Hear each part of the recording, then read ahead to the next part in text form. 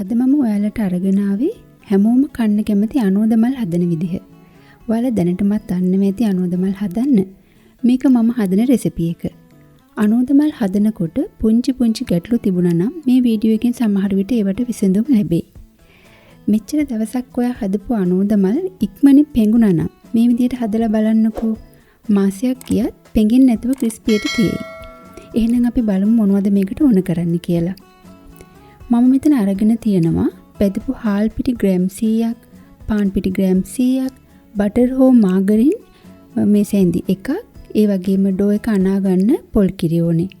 පොල් කිරි කොච්චර යනවද කියලා අපි අන්තිමට බලමු. තව ලුණු තේ හැඳි භාගයක් විතරක් ඕනේ. මේකට හොඳට ඉඩ තියෙන භාජනයක් අරගන්න. ඒකට හාල් පිටි, පාන් පිටි, ලුණු කුඩු, ඒ වගේම බටර් ටික දාලා හොඳට මිශ්‍ර කරගන්න ඕනේ. බටර් වෙනුවට ඔයාට පොල් තෙල් මේස හැඳි එකක් විතර දාන්නත් පුළුවන්. හැබැයි බටර් හරි මාගරින් හරි දාගත්තොත් රස ගොඩක් වැඩි. ඊට පස්සේ අපිට තියෙන්නේ පොල් කිරි ටික දාලා අතේ නොඇලෙන පදමට ඩෝ එකක් හදාගන්න එක. එකපාර පොල් කිරි දාන්න එපා. ටික දාන ගමන් හොඳට අනා ගන්න. අපි මේකට බෙදපු හාල් පිටි දාන එකේ වාසි ගොඩක් තියෙනවා. එකක් තමයි මේ ඩෝ එක තුනී කරගන්න හරිම පහසුයි. පාන් පිටි වලින් විතරක් ඔයා හදලා තියෙනවා නම් අත්දැකීම් ඇති. ඩෝ එක තුනී කරද්දී ආපහු ඇදිලා එනවා. බෙදපු හාල් පිටි සමානව දැම්මහම ඒක වෙන්නේ නැහැ. අනිත් දේ තමයි පෙඟෙන්නේ නැතිව ගොඩක් කල් තියාගන්න පුළුවන්. පාන් පිටි තනිකර දැම්මොත් ඉක්මනින් පෙඟෙනවා.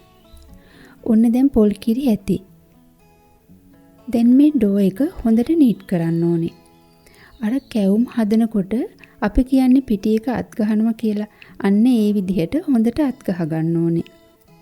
මේ විදිහට ටිකකින් බලන්න කඩතොළු වගේ තියෙනවා නම් තව ටිකක් නීට් කරන්න. අතට තද ගතියක් දැනුනොත් පොල් කිරි ටිකක් අතේ ගාගෙන ආයෙත් නීට් කරන්න.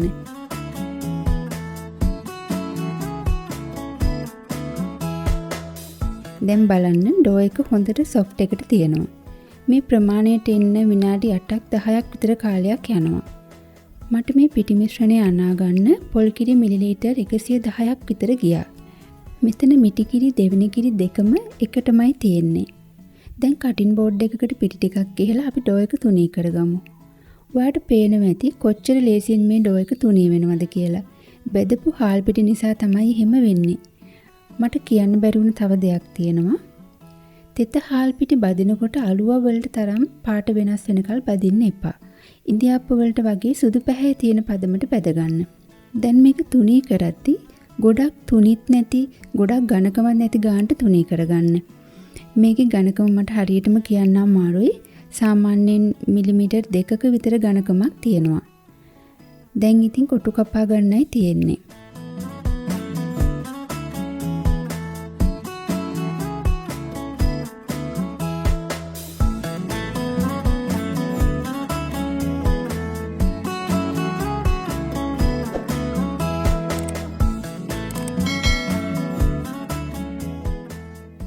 මේ කොටුවක් අඟල් 1.5ක විතර දිග පළලක් තියෙනවා.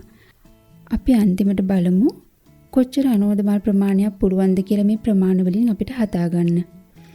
අනෝදමලේ හැඩය හදාගන්න හරිම ලේසි.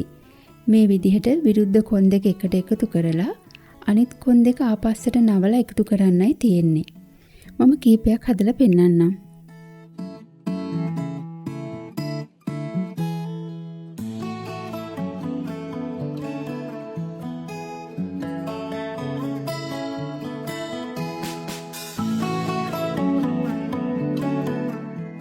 ඔන්න දැන් අපි අපේ අනෝදමල් ටික බෙද ගන්න යන්නේ.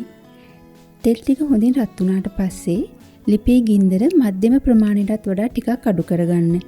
මොකද මේවා හිමින් බෙදෙන්න ඕනේ. නැත්තම් වටේ කර වෙලා මැද අමුවට තියෙයි.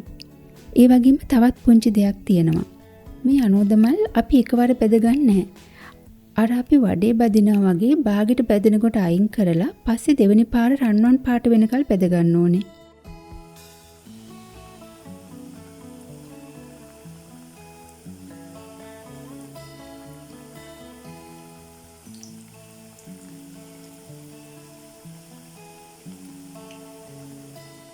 මෙන්න මේ ගානට පළවෙනි පාර බෙදෙනකොට අපි ලිපෙන් ඉවත් කරගන්න ඕනේ.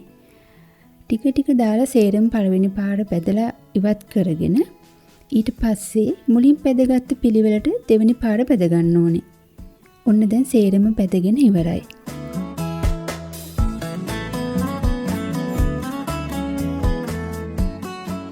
දෙවෙනි පාර බදිද්දි අපිට මේක රන්වන් පාට වෙනකම් බෙද ගන්න ඕනේ. ගින්දර හොඳටම අඩුවෙන් තියාගෙන හිමීට නිදහසේ බෙදෙන්න දෙන්න.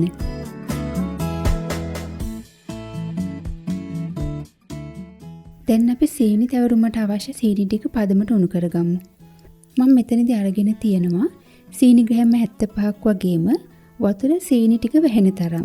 අඬු කෝප්ප භාගයටත් වැඩිය අඩුවෙන් තමයි මේකට ඕන වෙන්නේ. ලුණු පිංච් එකකුත් දාගන්න පැණියක රස වෙන්න. පැණියක හොඳින් බුබුලු දාගෙන ඉඳි ටිකක් කල්පනාවෙන්. අඩු ගින්දරේ පැණියක හදාගන්න. එතකොට පදම වර්ධින්න නැතුව ගන්න පුළුවන්. පත්පැණි පදම ගන්න විදිහ ඔයා දැනටමත් දන්නවා ඇති. අන්තිම බිඳුව නූලක් වගේ ඇදෙනවා නම් අන්න ඒක තමයි පත්පැණි පදම කියන්නේ. ඒක හුරු නැත්නම් මේ විදිහට වතුර එකක් අරන් පැණි ටිකක් දාලා බලන්න. ඒ පැණි ටික අතින් එකට එකතු කරන්න පුළුවන් නම් පදම හරි. දැන් අනෝද මල් ටික මේකට එකතු කරලා කලවම් කරන්න. දිගටම කලවම් කරද්දි මේකේ සීනි මිදෙන ගානට එනවා. මේක මම වෙන ඇතිලියකට මාරු කරගත්තා ඉක්මනින් නිවා ගන්න ඕන නිසා. ඔන්න දැන් හරි. බලන්නකෝ හොඳටම ක්‍රිස්පියට තියෙනවා.